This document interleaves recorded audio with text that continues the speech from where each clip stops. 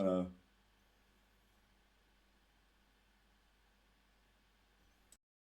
Hello, hello, hello.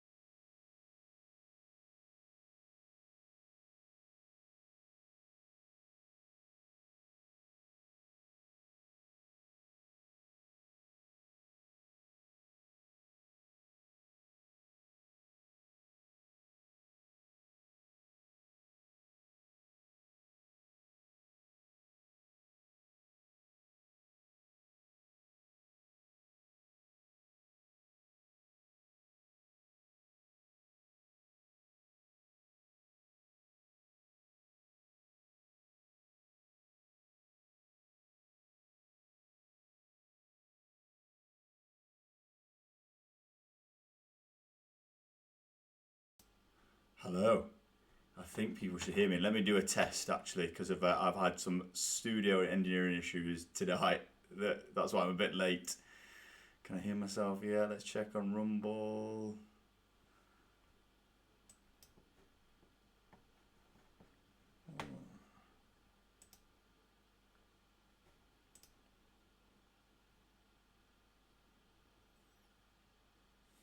Hmm.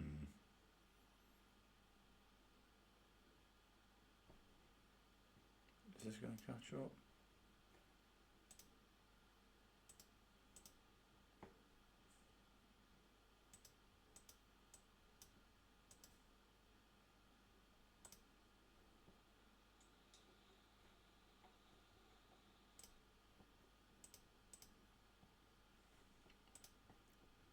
Hello.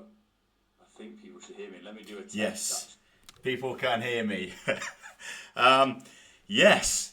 Hello. I am Ellis. This is the Ellis broadcast. If you've not watched me before, it's got to be an hour 7th stream, I believe, something like that.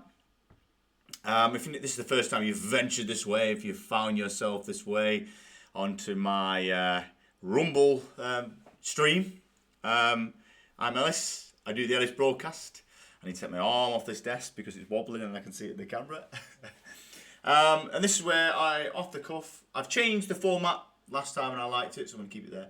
But what I do is I do off the cuff, talk about politics, but mainly around the news. In fact, no, let's rephrase that. I used to talk about politics, doing a bit of a monologue, decided that was a bit of a pain in the ass, decided I didn't like that, and then I've changed it to reviewing the news. So what I do is I get all the big things that have kicked off in the news this week, mainly around politics, maybe some economics. And then what I do is I just off the cuff chat about them and say what I think. This is a two-way street. What I mean by that is get involved in the chat. If you think I'm wrong, don't think I'm right, think I'm got a few things here and there that I'm missing, or maybe you've got a different opinion, get in the chat, let me know, let's hear it. And what I'll do is, if you have or do chat to me, I'll periodically keep checking and maybe leave a few questions to the end if I get any, although I haven't had much chats. Chats have not been in abundance since I've started the show, but you know, it's my 7th show.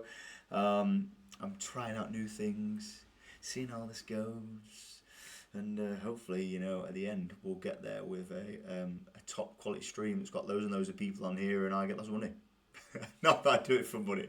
Not that I do it for money. And to be honest, actually, it's a bit of good therapy. This, right? I find that me ranting on here, I get it all off my chest.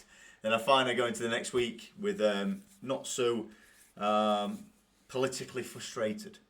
Is that a good thing to say? I'm not really politically frustrated, but I found myself not as frustrated as I was in the week when I was hearing about these stories. Put it that way. But yes, this is me reviewing the news this week. So I've got a couple of stories, but the main one that's dominated the headlines this week, we all know it, we've all seen it, it's everywhere, is the Epstein files. What a shitstorm that has become. right? Now, one of my first things when this next set of leaks came out, so obviously it's taken a while for them to go through it because it's a massive loads of documents. They're all in like PDF format, so you can't like use a sort of a search tool. You've got to actually like their images in PDF format, so they have to be checked. And people are finding stuff as we go on. I feel like me just talking here now will probably be a bit of old news because something on Twitter will be going off now that's totally new. I mean, just before I came on the stream, there was emails in there linking Lord Ali to this sort of Jeffrey Epstein debacle. If anyone who don't know who Lord Ali is, that's a person that was giving Keir Starmer free clothes and free glasses. I think it was glasses and his wife some clothes actually. At the start, it was the first bit of sleaze that we had from the Prime Minister when he came into his tenure as Prime Minister. And yeah, he's been nailed in there. I don't know what extent it is. I haven't even had time to look at it, but it's just, you know, it seems that they're all in it. It seems that all mentioned, they all got something to do with it. But the biggest one that we can't help but seeing is Peter Mandelson. Well, he started out at the start of the week, standard, as you can expect, Andrew Mountbatten-Windsor now. You can't call him Prince Andrew. You know, it seems pretty weird to call him Andrew Mountbatten-Windsor. But yes, he was, as you would probably have guessed, there was more damning in news information. It's not news, information, emails about Andrew Mountbatten-Windsor, which I'm going to go into in a minute. And then the whole Peter Mandelson debacle come out. And is just really being exposed as being the man that's pulling the strings behind the Labour Party. Even though himself being labelled as the Prince of Darkness. You know, I think, he's been, I think, sacked from cabinet twice. You know, you think that a man who's sacked from that many times from cabinet would just not be in government anymore. But some reason which now these Epstein files have come out, maybe one of the reasons why this man just keeps showing his face. He keeps turning up. He lingers like a fart in the lift. and it's all come out. It is all come out. So what I'm going to do is, let's get some news articles up and let's talk about it. Let's talk about some of these stories. But the first one we're talking to, so let's talk about what's the biggest thing today that's come out is the Morgan McSweeney resignation. Now, if people don't understand why Morgan McSweeney is linked to this whole Epstein debacle, people might be going, what? You know, it's Peter Mandelson. What's Morgan McSweeney got to do with this? So if you look at this picture here, now let me get it up. Oh, wrong button. I need to get me. Where is it? Here we go. Now, let's zoom in here. I've got this book, I can do this. I've got all these mod cons here. There we go. Now, let's zoom that in. There we go. So if anybody can see the picture here. Now this is demonstrating the links that Peter Mandelson has. This came out in the Times. I think it was the Times that did this. And as you can see here, let me zoom in even more. I realise I can crop stuff today. So I'm forever learning on this tool. But here, it's a bit too big now. Go on then.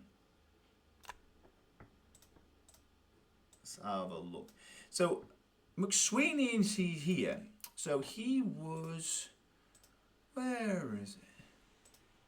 Oh, I'm going to just not do this in a minute. So he's got strong links to Peter Mandelson. So where is he on this thing now? I've looked at this picture today and I've read this about 3 or 4 times, and now Morgan McSweeney, maybe he's resigned off this picture as well. Where is he? Is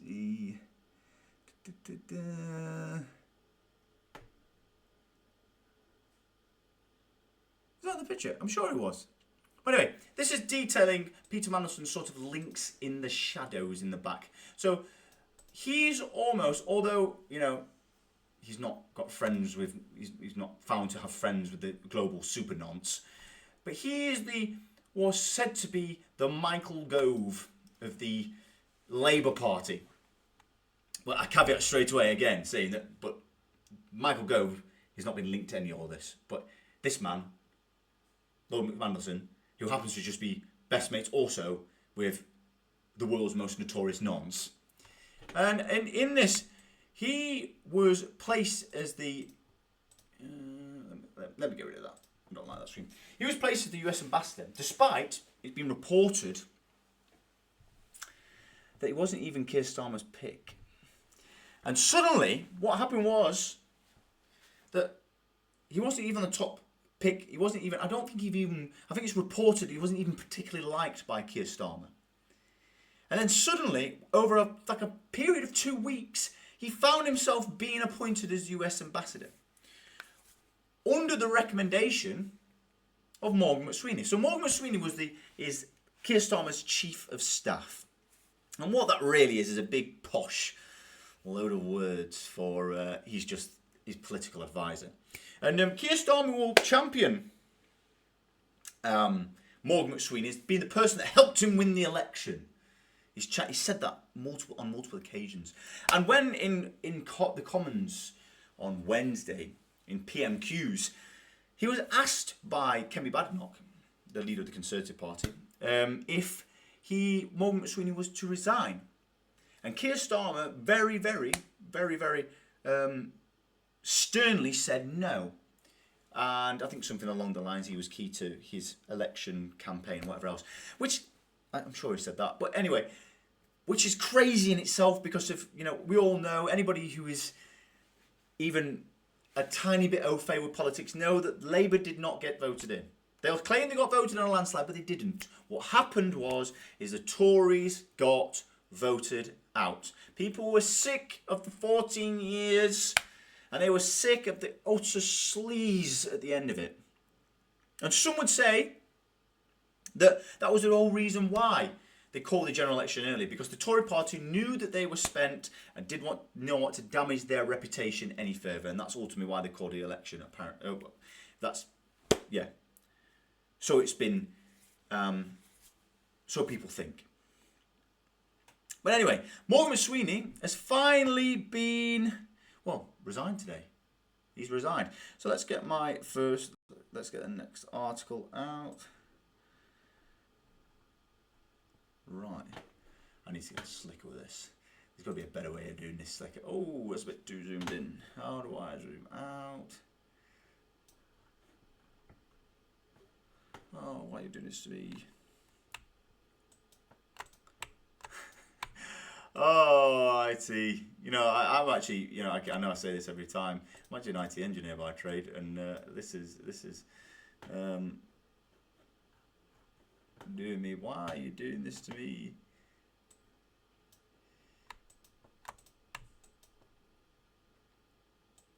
Maybe that's why I don't do IT anymore. Here we go. Right, we got it. For some reason, when you click across to different sites, I need to actually look into this. I use OBS for my streaming tool, and for some reason, there's a way of doing this so it's a bit slicker. Maybe I'm using Disney's use a better tool. But anyway, so let me move this over so you can actually see my face. Here we go. So London, British Prime Minister Keir Starmer. This is in the NPR. Never really watched this, but it's by Associated Press. So British Prime Minister Keir Starmer's chief of staff has resigned on Sunday over the furor surrounding the appointment as Peter Mandelson as the UK ambassador to the US, despite his ties to Jeffrey Epstein. Morgan McSweeney is said to take responsibility advising Starmer to appoint Mandelson, 72. I don't know why the age is relevant, but okay. To the most important diplomatic post in 2024. I think it's just the most important diplomatic role, to the US. The decision to appoint Peter Mandelson was wrong. Well, okay, I don't want to. The appointment was wrong. He damaged our party, our country, and trust in politics itself, McSweeney said in a statement.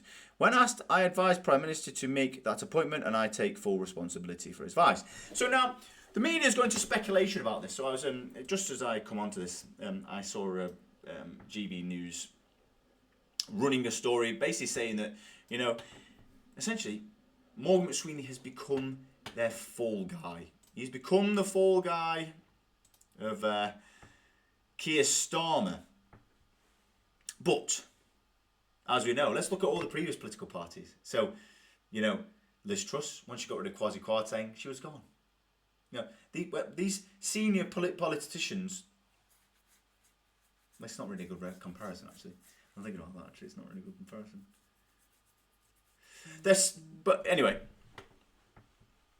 Yes. So, he has taken the fall for Keir Starmer. He's taken it that he is, well, as you can see in that sentence there. When advised, when asked, I advise the Prime Minister to make that appointment and I take full responsibility for that advice. Well, that's quite interesting, when you saw it in the Commons with Keir Starmer the other day. When he said, and he was asked by Kemi Baddock, and I'm surprised he even answered the question because normally they sort of wiggle themselves out of these sort of things, point their gaze at something else or blame the Tories for something that they might have done over their 14 years. Maybe even throw a black hole in there. But Keir Starmer was asked, did he know that Peter Mandelson had a friendship with Jeffrey Epstein when he was put in the role of US ambassador? And he answered yes. Now, I don't care, right? Like, this is what does me. I just don't understand.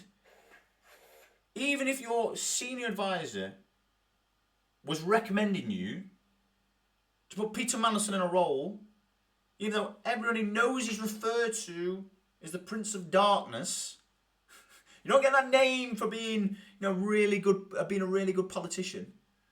You don't get the Prince of Darkness for, sorting out the public finances. You don't get the Prince of Darkness for being really good with the, a good cabinet minister. You get Prince of Darkness because something nefarious has happened in your political career. Or people would consider something as nefarious has happened in your political career. So, and Peter Mandelson, as we've seen in the picture previously, he was the guy pulling the strings in the back. He's not some unknown politician. He's not some unknown guy. And if your senior advisor is telling you to appoint that person, even though you know that he is friends with Jeffrey Epstein, who had already been convicted on sexual charges of a paedophilic nature, you would say, I know you're my advisor, but probably not. I don't think that's going to look very good in the public eye. Me appointing Peter Mandelson, who pretty much you can Google his relationship with Jeffrey Epstein, right? You can find, you didn't need all these leaks. Google could tell you the extent of that man's relationship with Jeffrey Epstein, and it's still appointed him anyway. And then, as I said, it's also been reported, I can't remember where, maybe we should have got this up before this one, that before the appointment of the US ambassador, Peter Mandelson wasn't even on Keir Starmer's list. Apparently, Keir Starmer doesn't really like Jeffrey Epstein. No, he doesn't like Jeffrey Epstein, but doesn't like Mandelson, apparently. They didn't have a in-depth relationship. But suddenly, he finds himself on this list. Apparently, at the recommendation of Morgan McSweeney, who's got known links to Mandelson, Mandelson was his mentor to the point where when big political decisions were happening, the first person that McSweeney would consult is Mandelson. And suddenly then he gets put in a post, even though, like you say, Prince of Darkness and linked to the Mr. Nonce worldwide, Jeffrey Epstein. It just doesn't. There's something missing here. There's key bits of information here that I don't understand, and I think is going to come out when the government finally has to hand out the information about how Peter Mandelson was vetted for the US ambassador's role. That's going to come out, and it's going to be damning, right? You can already tell it's going to be damning because they're already trying to, censor it, or due to public safety or whatever they're saying, or national security. We probably can't release all that information. And it took In fact, for them to even start talking about releasing that information, it took the Labour backbenchers to start saying that they were going to start rebelling. And it took a kick in the teeth from old Angela Rayner to then finally get the government to hand over this information, which is going to be coming soon. Which we can all pretty much guess, if Keir Starmer isn't spent already, that is going to have some information there that, you know, it's just going to do it. But I just can't get my head round. I just can't get my head round how Keir Starmer, who apparently didn't have Peter Mandelson on his list, who would have known who Jeffrey Epstein is, right? Who would have been briefed not only by the recommendation, briefed by the security services, because this is the most prestigious ambassador role. So he would have been briefed by not only Morgan McSweeney, who was recommending Peter Mandelson, but he also would have been briefed by the security services. I find it hard to believe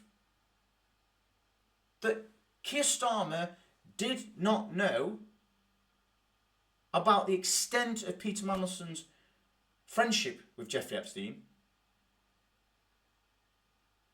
And I find it hard to believe. I just don't know how Morgan McSweeney can take the fall. I recommend him and I take full responsibility. How? Because he's only an advisor. Keir Starmer, the book stops with the leadership, and that is Keir Starmer. But anyway, you know, it just goes on. Like, what else got here? What's my other article? If it's going to load. So, also, Andrew Mountbatten-Windsor has found himself in more murky waters with this as well. So, not only has Peter Mandelson had found his... why are you doing this to me? Here we go. Oh, here it goes. I need to get slicker with this. I maybe just practice sorting these screens out while I'm offline. Imagine that. So apparently Andrew's had some more information put on him. So British had some more dirt come out as well, which is, you know, just great, isn't it? The priest review the latest claim, and this was, it was 5 days ago, but review the latest claim about Andrew Mountbatten-Windsor's link to Epstein. British priests are to review fresh allegations that Jeffrey Epstein provided Andrew Mountbatten-Windsor with a woman to have sex with at the Royal Lodge in 2010. So, let me repeat that again. Andrew Mountbatten-Windsor was provided a woman to have sex with in the Royal Lodge in 2010. The woman was claimed she spent a night at then the Prince's residence in Windsor. Her US lawyer Brad Edwards said after fresh allegations surfaced over the weekend. The woman is not British, who was in her 20s at the time and was later given a tour of Buckingham Palace. It is fully alleged. And then there was some other thing as well. There was some more.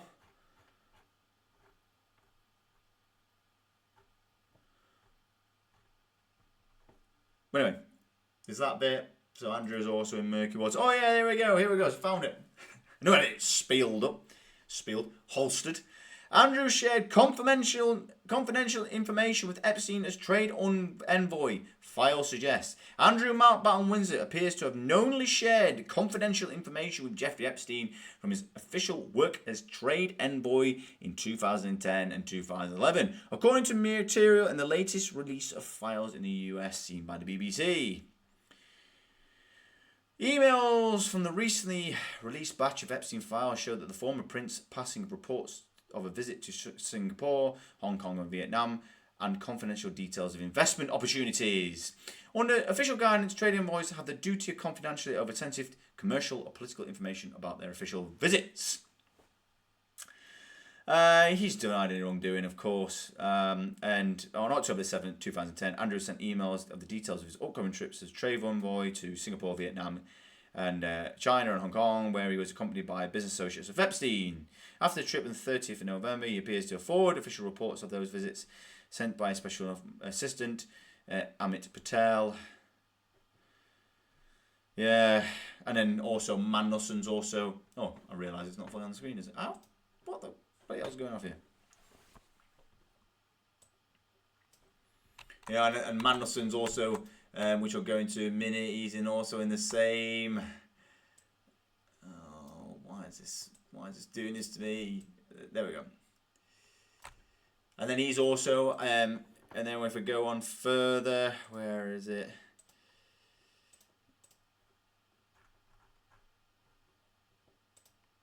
Well, these are some of the. Oh, I'll skip this. These are just some of the Nancy photos. You know, I was going through them all. These are some of the photos from the leak as well. In fact, we'll go through these. You know, just as damning. And also, Mandelson has just recently had his house raided by British police for the same sort of thing, handing out confidential trade information and information to Jeffrey Epstein that a man in his position should not have done. And then look, yeah, let's go into it. Let's show it. Here's some of the lurid pictures that have come out as well. You know, if it's going to do it, some of the lurid, disgraceful, horrendous pictures that have come out of these files. You know, we've all probably seen this one this week with Andrew in what we would call that position.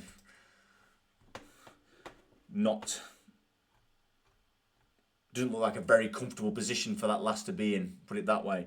Then you got this thing, so this, well, whatever that is, I think it's a quote from the leader, which is about a nonce anyway. I think it's about a man having a sexual relationship with a teenager. Maybe I've got that wrong. Get in the chats and tell me if I have, but it sounds. I'm sure that's what it is. And there's Bill Clinton, look, swimming in probably what I assume is in a pool. Here we go. Oh, look, here's a table full of them. So you've got Ghislaine Maxwell, which was Jeffrey Epstein's lover, even though, what is that a thing with that guy? I know it sounds like he had in the emails, it sounded like he had a bit of a almost lover's relationship with Peter Mandelson. But there you go, you've got Mick Jagger there, Bill Clinton. I know these pictures doesn't show, you know, just because they sat in these pictures doesn't mean that they are involved with any of the nefarious activities, should we call it that? I think that's definitely putting it lightly about what's went off with the Epstein debacle over the years. You know, there we go, some more pictures. There you got Steve Bannon there in Jeffrey Epstein's office. Trump, even though I think the files now have sort of acquitted Trump of any wrongdoing. Massage for dummies. As we know, that was what he was doing. He was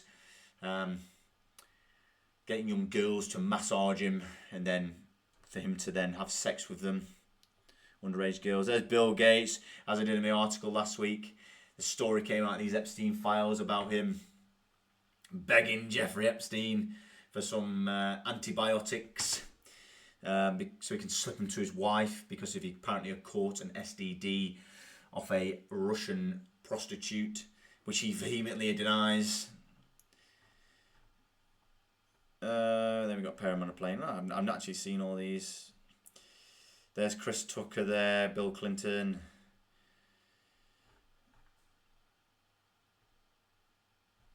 Yeah. I mean, is that in his house? Painting of former US President Bill Clinton wearing a dress displayed inside the Manhattan home of Jeffrey Epstein. You know, that is ex-president of the United States. Why is that a thing? Is it a joke? What is that about? Michael Jackson and Diana Ross. Ghislaine Maxwell in a dressing gown with David Copperfield. Who else we got here? Who is this? Is it Andrew Mountbatten-Windsor with Ghislaine Maxwell? So if it's anything in the Epstein files, they blanked out the names, or they blanked out the faces of situations where maybe there's an investigation going off, or there is some sort of legal case going off, or some sort of, it's in the person's interest not to show their face. So, you know, the fact that he's in a picture here with lots and lots of people's faces that are black squared seems pretty strange to me. Michael Jackson, Sergey Brin, the co-founder of Google. That's his property on Little St James. That's the nonce island, isn't it? Little St James. Who's this guy? Confirm. I don't know who that guy is. Noam Chomsky. Yeah, there's there's lots and lots of high-profile people in these pictures. Now, Finding Soul's got links to Epstein, and to what extent they knew of his activities, to what extent they knew that he was Mr. Nonce worldwide. I mean, have they got some dates on here for this on these pictures? Do they have dates on here? No, they don't have dates. But I think it was in 2008. Was it 2008? Early 2000s, mid 2000s that it was when he was put in prison. So it'd be even damning if this was after his prison trip, his prison sentence. But yeah, there's lots and lots of high up people, influential people, people who've got lots and lots of money that are linked to this, the Jeffrey Epstein debacle. Now, here's the next bit that's quite interesting. So Jeffrey Epstein was just a fixer. He was just a fixer. Now, he claimed in his emails that he was a representative of the Rothschilds. They're the banking family. To the extent of what that is, it's not been revealed yet. But that was what Jeffrey Epstein did. He got people what they wanted, things that they needed, or put people in a room with influential people that people needed to speak to. And as I put in my tweet today on in my social media, it seems like it was blamed a lot on Trump and the American government for dragging their feet with the release of these Epstein files, and they've been released in batches. Oh, what's going off here? And they were released in batches, but what's starting to show here, my virus scanner has just decided to do a virus scan at the worst time ever, and I know it makes my screen freeze. How do we stop this thing? Oh, it's been calamity tonight. I've had everything wrong. My speaker. You normally see my speaker here. That's broken. There's my speaker. That's gone. One of my screens is not working tonight, so I need a new connector. You know, I can't even get stuff on the screen from the screen capture tonight. Oh well. It's low budget here. But anyway, yeah. But my tweet today, it seems like there was a lot of blame on Trump for the late release of the Epstein files. But it seems like, especially in this batch, well, just look at the state of the British government at the moment. We are literally, due to the release of these, potentially going to see the British Prime Minister resign. So I don't think it's too far-fetched to maybe suggest that, was it Trump that's dragging his feet, or was the American government being lobbied to not release them? Very, very, I think very, very suspicious.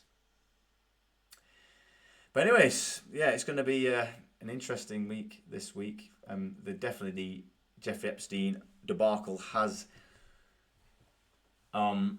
dominated the news sphere. Quite interesting in the mainstream media to the new media. So the mainstream media is... now my light started flickering. Oh, what is going off here? The light started flickering. Look, there we go. I might just even... Let's stop this. Oh. Well, now I look like I'm in a fishbowl. Right, that seems to have stopped it. Can we do that one? Yes, that stopped it. Maybe they're listening in. Maybe the intelligence community, maybe the people that don't want people talking about this are listening in and making my destroying my home studio. But anyway, yeah, it's definitely dominated headlines, and I think no doubt by next week, probably the week after. Depends when this information comes out. regarding Peter Mandelson's vetting before he got the role. And it depends if we get all that information. I suspect that will be the final nail in the coffin for old Keir Starmer. But then the question is, who replaces him? And that's the question. That's the conversation that should be on the lips of people at the moment now. Because if Keir Starmer's a spent force, we know he's going to be going. I'm surprised he's lasted this long anyway. I mean, even before that, there was speculation that they had to get rid of him. They were going to get rid of him by May, if he didn't turn things round. And he certainly didn't turn things around before this Jeffrey Epstein debacle came out. Maybe they knew. Maybe they knew that this was going to come out. Maybe this was sort of something that they were sort of hoping that never did. Or, yeah, I find it hard to believe that they wouldn't. But anyway, that's the next question. Who's going to take over? Now, there's some conspiracy theorists. I'm not a conspiracy theorist. I think it's probably a bit of a utopianist. Is probably the best way to put it. As saying that there's even speculation that even Keir Starmer could just take the government down with him and call a general election. I don't know if I can say. I don't know if that'll happen. But what a brilliant thought that would be. When I saw this it being shared online on X, my comment on it was it would be the first and final act of patronism of Keir Starmer. I was quite proud of that one. It came to me really quickly. Sometimes I sit there in these tweets and sit there thinking, what should I put? And I'll change bits and bobs and whatever else. But that one, straight on it, because it would be. We all know that this Labour Party is spent. It's a spent force. You know, Keir Starmer was the best that they had. He was the best they had. He wasn't like the pick that was put into place by maybe some oligarch or some version of party. Well, maybe he was put in by an oligarch, actually. Maybe that's incorrect. But he wasn't in the part of the party. There wasn't a long list of candidacies for that role. People that could, or long list of candidates. Let's get good England for that role. And Keir Starmer was the best that Labour had. That's my lunch for tomorrow, slow cooking. But yeah, he was the best that they had. And, well, what have they got now? Shabana Mahmood. You know, the person that's, as I commented on my social media today, that is already, I believe, a spent force in the eyes of Labour, because if she's already got murmurs of Labour backbenchers talking about rebelling against her immigration proposals. So that's not looking good. And then you've got, well, Angela Rayner. Tax for thee, but not for me. You know, you're appointing somebody that resigned out of the cabinet after Deputy Prime Minister's role. A woman who was the housing minister, nonetheless, who was avoiding paying taxes on her properties. Probably not a good look for Labour. Then you've got David Lammy. David Lammy, a man who believes a man can have a cervix. I don't know about you, but if a man can't really fathom basic biology, or can't help but lie about basic biology in the public discourse, because if he knows that will feather his... I don't know how this is going to look now on my stream, but my VPN just now decided to collapse and come back on as well. Maybe all the powers out there trying to shut me down. But no, you got David Lammy. You know, went to Celebrity Mastermind and got every answer wrong. You know, a guy that not that long ago was in an interview at Labour conference saying that Nigel Farage flirts with the Hitler Youth, an organisation that... I don't know how sure I am. You know, I'll go back. Let's start again. Let's start from Andrew Rayner, because I think my internet just disconnected and went back in. Or my VPN did, and I don't know where I'm at. So let's start again, where I was. So who's going to take over Keir Starmer? Well, Andrew Rayner. Tax for thee, not for me. You know, a woman who was the housing minister that was caught out not paying taxes on her properties, of which she had to resign for. So it's probably not going to be a good look for the Labour Party. Probably not going to land well. And then you've got David Lammy. David Lammy, who thinks a man can have a cervix. A man that can overlook basic biology just to, I don't know, appeal to his voter base. I think he got I think it was Celebrity Mastermind got virtually every question wrong. A guy that was interviewed at the Labour conference, I thought it was a Labour conference not long ago, that was saying that Nigel Farage flirted with the Hitler Youth, an organisation that was non-existent probably over 30, 40 years before Nigel Farage was even born. He just blatantly just come out with it in an interview. Like, what are you talking about? Basically, he's just an utter buffoon. A guy that I don't think owns the intellect to hold that position. Who else we got? Who else we got in the list? Wes Streeting, the health secretary, who, yes, quite charismatic and charismatic. And to be honest with you, I actually didn't mind as far as Labour goes. I don't support Labour and I don't support his policies, but I thought how he presented himself to the media was quite good. Up until he pushed for the puberty blockers trial, and my opinion of that is, even though he claims it was at the recommendation of whatever report it was, my opinion of that is absolutely nothing. It is nothing short of abhorrent, and it is literally running tests on children that will have irreparable harm, because of we've seen it in cases now all over the West, and it's something that morally, absolute morally, just despite what any report says, morally is irrepresentable. It's a disgrace. So you got a man that's murdered with that, neck deep in puberty blockers for children. So somehow I don't think that's going to go down well with the voters. So basically, they haven't really got anybody left. Oh, Ed Miliband, there's another name, who's been the leader of the Labour Party before, for a very short period, I think before Jeremy Corbyn. I mean, just look at your energy in your house. We've got some of the most expensive commercial electricity prices in the world. And our domestic energy is not that much better.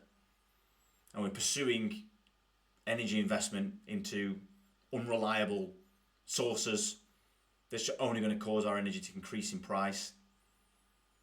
You literally see it in your bills. You can literally see it in your bills how rubbish, rubbish that guy is. How ideologically captured he is, and how much he's damaging this country with his policies as net zero secretary. Is net zero secretary? Was it net zero? I think he's the minister for net zero, whatever it is. So it's not looking good for the Labour lineup at the moment. And then anybody else I don't really know. Maybe there's some more that I've not seen. It's not looking good. And I think, could this be at the end of the Tories, where we got a new Prime Minister every other week? Could this be one of these things? Because whoever it is going to take over is going to have to be quite strong in that position. And this is what makes me think, well, they haven't got anybody, because the backbenchers are already rebelling against Keir Starmer, the guy that was really, really, really, really strong with his whipping at the start of his tenure as Prime Minister. And now they're rebelling repeatedly. And once your backbenchers start rebelling and you can't get them back in line, they don't fear recompense. They don't fear losing their whip anymore. I use different England rather than getting my England wrong. They don't fear losing the whip anymore. And whoever comes in next is going to have to get them back in line. And I just don't think they've got it. But it would be the decent thing to do. So as I said earlier, there was a sort of a utopian thought that Keir Starmer might bring the government down with him and call a general election. Now, if this government and these politicians and these cabinet ministers actually had the interest of Britain at heart, that's what they would do. That's what they would call for. They would call for a general election. Because they haven't got the ideas. Their backbenchers won't allow them to make changes that's required. So cutting back the state, cutting back welfare reforms like they rebelled against at the start, getting a grip of NHS spending, getting a grip of public spending as a whole. They haven't got the ability to do it. Stopping the boats, small boats coming over, getting a grip of immigration. As I said, Shabana Mahmood has started to bring in policies, starting to devise policies that could change the path of immigration in this country. And already the backbenchers of Labour are already trying to rebel. So that's not looking good. And these are policies that people want. People have been voting for things like lower immigration for decades. Public spending's out of control, like I said, and that's pushing taxes up. And make no mistake, the spring budget will probably bring more tax rises. And energy prices ain't going down. And this government doesn't have the ability to deal with it. They are a spent force. And you can tell they are. Because it's everything else's fault other than theirs. I mean, Keir Starmer, for example, when he was talking about going on, when he came and did his interview the other day about the whole Jeffrey Epstein debacle, saying that he'd been hoodwinked, or he wasn't aware of I can't remember exact words, but wasn't aware of the extent of Peter Mandelson's. He's sorry for the whole Peter Mandelson debacle, and then he went on straight away to blame the far right and blame social media and blame people criticising the man for his position and what's happened, and everybody else other than himself, because that's all they got left. They can't blame the Tories anymore for this one. They can't blame the black hole for this anymore. So they're going to blame now people like myself on social media. People who are criticising these people for very obvious sleaze and failures. Yeah, it's not looking good for the Labour Party. But then that's probably why they keep them going. That's probably why that's why I don't think they'll call a general election when Keir Starmer goes. That's why I don't think Keir Starmer will do it, because there's too many oligarchs. There's too many people that back Labour. There's too many people that put their money into Labour to cause them to change their path of governing in the interest of the people who are giving them these money, in the best interest of the oligarchs who are putting the money into the party. So, and now they know that this party is no longer going to exist, because if Labour are finished, they will no longer be able to carry on. There will be a political party that was long forgotten in 20, 30 years' time, right? They're finished. So that makes them, I think that makes them more deadly than anything else, because if they haven't got anything to lose, they know they're not going to get voted in an general election. And they will have very rich backers who will want to keep them in positions of power so they can make changes on their behalf. I don't think we're going to see a general election yet. I don't think we're going to see one for a while. Maybe I'm a pessimist. You never know. But yeah, that's all I'm going to talk about this week. I've rattled on. I've got through my IT errors. I was going to talk about the Gorton and Denton by-election, because I've been talking about that today on my social media as well, because it does me because of there seems to be this phenomenon here in Britain where if any with the socialist parties, so the Greens, Labour, where any white candidate has got to be as working class as possible. For example, so I can't remember her name, but the Greens candidate in Gorton and Denton. He's apparently a plumber, but then maybe might not be a plumber. Maybe that's been overstated, I believe. Or maybe not. I've not looked into it enough. But yeah, there seems to this thing that we have to have. They have to be working class as possible. Now, I come from similar stock like that. I come from a working class background, right? Now, here's something that people are not saying when these people are going off saying, "Oh, she's a plumber. She's one of you. She's a plumber. She's one of you." Isn't that what people are not saying here, right? Is I don't care. I don't care if you can put scaffolding around my house. I don't care if you can plumb my boiler or my sink or whatever else, right? I don't care if you can build my wall out front of my house. I don't care, right? If you think that open borders are going to benefit this country, if you think continuing a more extreme version of net zero is going to benefit this country, if you think any of these policies that the Greens are coming out with are going to benefit this country, you're a muppet. It doesn't matter what your job is. I still don't think you're good for the job. And then this is what does me as well. So, being an MP should be given to the most, I'm trying to think of the word, competent people in society. Now, I'm not suggesting for 1 minute that because she's a plumber, that doesn't mean she's not competent. I'm not saying that. Or because she's working class, she's not competent. I'm not saying that. But if you looked at the country or the government as a business, you would need to be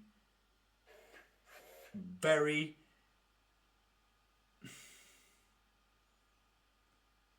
you would expect people applying to that role to have a certain level of either managerial experience, business experience, senior leadership, maybe a veteran of the armed forces.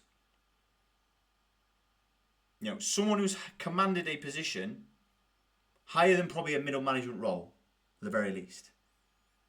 Because if these people, especially if they make it into cabinet, are making some very, very important decisions that impact this country as a whole, and you would expect these people to be as competent as possible. Now, they're the sort of people that we want. They're the sort of people we want to be. They're the sort of people that we should strive. This government should strive to have as MPs. Now, quite frankly, she might be successful. Probably she might be all over it. But I don't think that's transferable to becoming an MP. I don't think that's a good sort of tick box. Oh, she's a plumber. Should be a good MP then. Just don't think it is. Maybe I'll get it wrong. Maybe she does. Maybe she should own business. I don't actually know. She might run her own business. She might run it, and then I would probably have a bit more sentiment towards it. But you know, it doesn't strike me as somebody that we want as need as an MP. It's not like a. It's not. You don't see on a list of desirables to become an MP that you're a plumber. But yes, they've got this. They found a. I can't remember her name, plumber apparently, who's got lots of dogs, you know, who's gone up against Matt Goodwin, who was also damned at Keir Starmer's latest his apology speech. He was one of the people, including people on social media and anybody who dares criticise the government. He was claiming that these people are part of the problem. Now, I actually think Matt Goodwin is an actually really good candidate for reform. I think he's really good. I've read his book. His book's really good as well. So if anybody doesn't know who Matt Goodwin was, he's a professor, I believe. I'm not quite sure what his qualification. Maybe you would expect it probably around politics. Maybe I'm wrong. But he's a professor, and then he became a what should we call it? A presenter. He first came on GB News because I used to watch GB News quite a lot actually. Back in the day, I don't watch it now. And he came on as sort of like an advisor about polls, because he was referred to as a pollster. And then he came on more, then he ended up presenting his own show. And yeah, I think his presence on social media is really good. I used to read his Substack quite a lot. I actually generally think he's a good candidate for reform. Probably one of the better ones. It's be interesting to see what happens there, because he also seems like a guy that speaks his own mind, and sometimes, as we saw with Rupert Lowe, that's not always best forgiven in the Reform Party. But yes, Matt Goodman is a very fine candidate, and I think he'd be a very good MP for Gorton and Denton. I know I said I was going to leave it there. Now I've ended up going down the avenue of Gorton and Denton. But and has anybody seen the woman that's from the Labour Party candidate? Like, so apparently she's walked the streets of Gorton and Denton, so she's one of them. Not one of them. She's one of the people of Gorton and Denton. That's it. She's Greek and has a very clear Greek accent. So they're trying to sort of label her as a person that's as Gorton and Denton as anybody who lives there. You know, as people not quite realise, it's up and down the UK, but definitely for someone like myself who's from the north, these little areas, people are quite patriotic. Even around Manchester, where that's near, you know, if you say you're from some area, someone will say, "Oh no, that's not Manchester, that's fake Manchester," or "Oh no, not that area," you know, like. And I don't think a woman who is Greek heritage, who's got quite clear Greek accent, is you can claim that is somebody who is as Gorton and Denton as someone who's lived there. Their family has been living there for generations. So I don't think it's probably going to go down their Labour, especially as, you know, also their previous Labour MP was booted out for sexual misconduct, shall we call it that? So I don't think they're in with a fair shout down there. Even though they have got, they'll get sticky voters. There's always the standard sticky voters, the people that have been voting them all their lives and want to, and just keep them voting. Or maybe they might get a few bits of sectarian votership. But I suspect a lot of them will be probably going to more the Green Party than Labour. I was quite surprised. I did do a post actually about this the other week. I was quite surprised with Kemi Badenoch and the Tory Party. They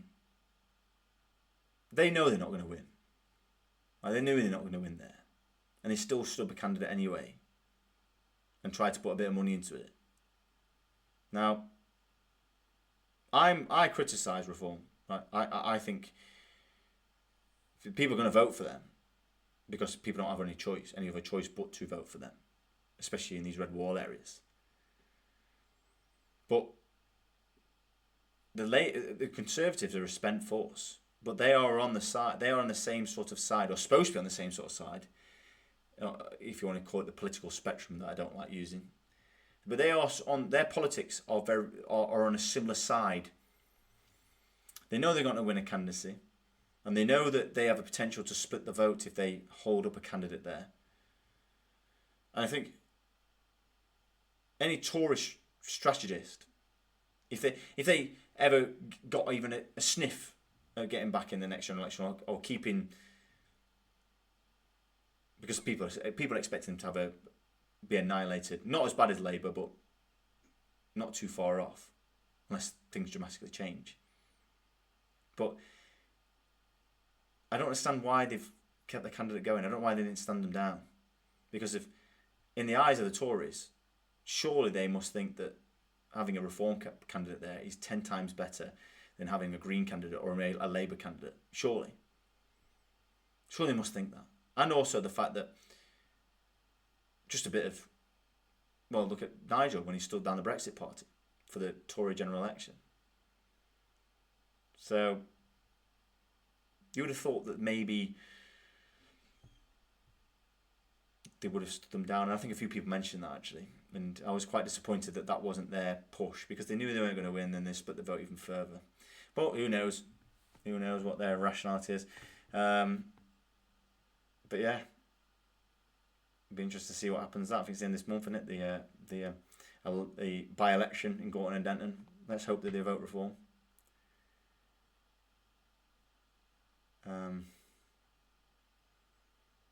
Let's hope they don't have a Green candidate.